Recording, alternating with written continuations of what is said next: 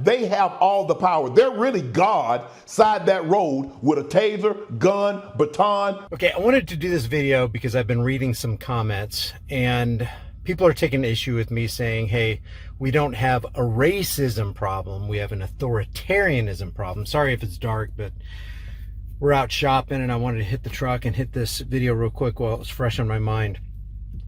I think it's both, okay? I don't think you can know what people are going through unless you've walked a day in their shoes, and that's pretty much impossible. It's impossible for a white guy, unless somehow you had a makeup artist dress you as a, make you up as a black or Hispanic person. I don't think white people understand the systemic racism that's going on. And yeah, there is racism. It was indicative of how black men are treated, or at least the perception of how black men are treated when we get stopped by police officers. In other words, there are people who think they're superior to you because their race is different than yours, which is absolutely ridiculous to me, because neither you nor I have anything to do with the race we were born, the gender we were born, the biology that we have, the genetics that we have, the location we grew up in.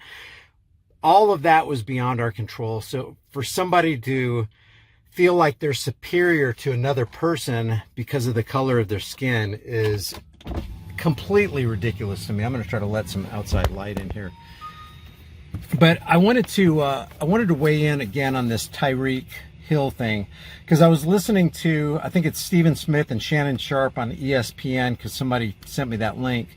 They both made really, really good points. Tyreek didn't do anything to rise to the level to get treated like he got treated. When I get pulled over for speeding or my tent or a traffic violation, my job is to get that officer on his way as soon as possible. And I know the longer they're there, the greater their chance is going to be, because they're going to be on an ego trip. That was former NFL player Shannon Sharp, and here's Stephen A. Smith talking about the same incident. In no way should the officers be excused for what they did. But I also am saying, Tyreek, the police officers do have the power. When they pull up on you and they tell you to roll down that window and they tell you to give you your driver's license and they tell you to get out that car, that's what you got to do. First of all, I don't think initially that racism played a part in the very first part of the pullover, because Tyreek Hill is driving a sports car with very dark tinted windows. So I don't think they pulled him over because they're like, hey, look, a black guy, let's pull him over.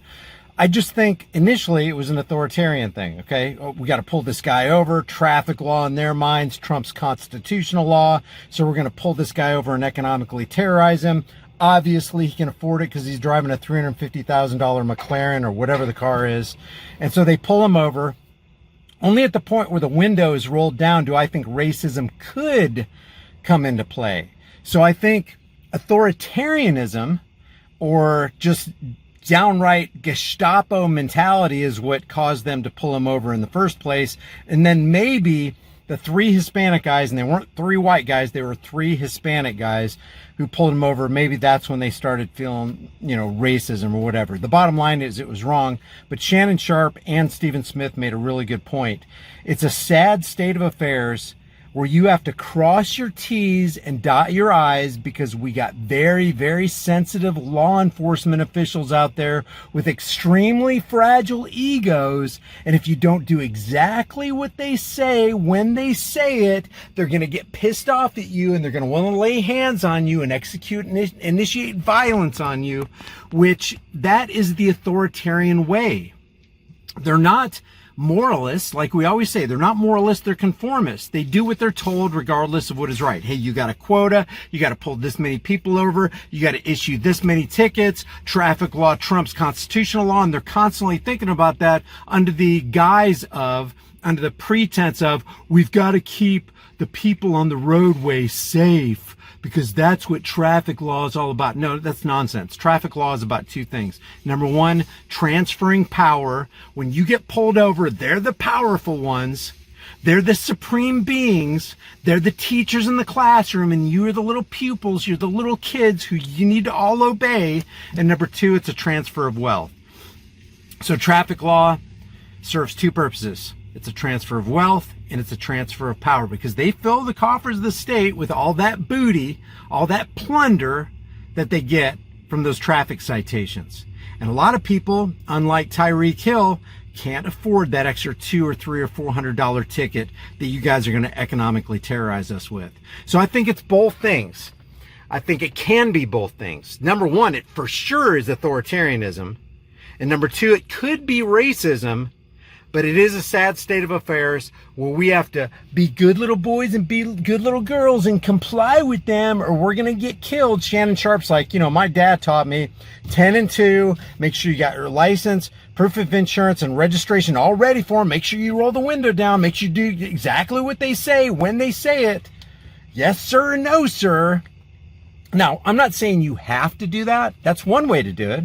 But you could comply to the T like Daniel Shaver or James Boyd or Philando Castile, and you might not live through the experience. Or you could do like Tyreek Hill did. He was lucky he lived through the experience. It's almost like a damned if you do, damned if you don't scenario. What really needs to change is the mindset of the authoritarian psychopaths, the unstable, fragile egoed little snowflakes in the uniform need to get over themselves and realize, hey, I need to start serving and protecting instead of all this harassing and collecting business that I've been about.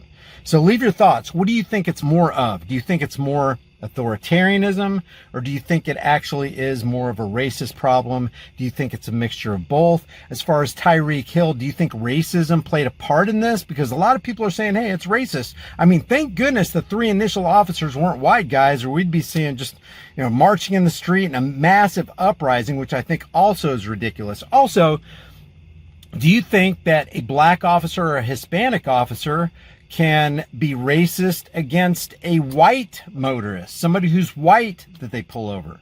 You know, because we're constantly told by mainstream media, hey, it's impossible with this systemic racism going on, this institutionalized racism, for a black person or a Hispanic person to be racist against a white person. So leave your thoughts about that. I wanted to talk to you while it was fresh on my mind. If you haven't done so already, subscribe to the channel, hit the bell notification icon. Oh, people are wanting me to explain this shirt right here.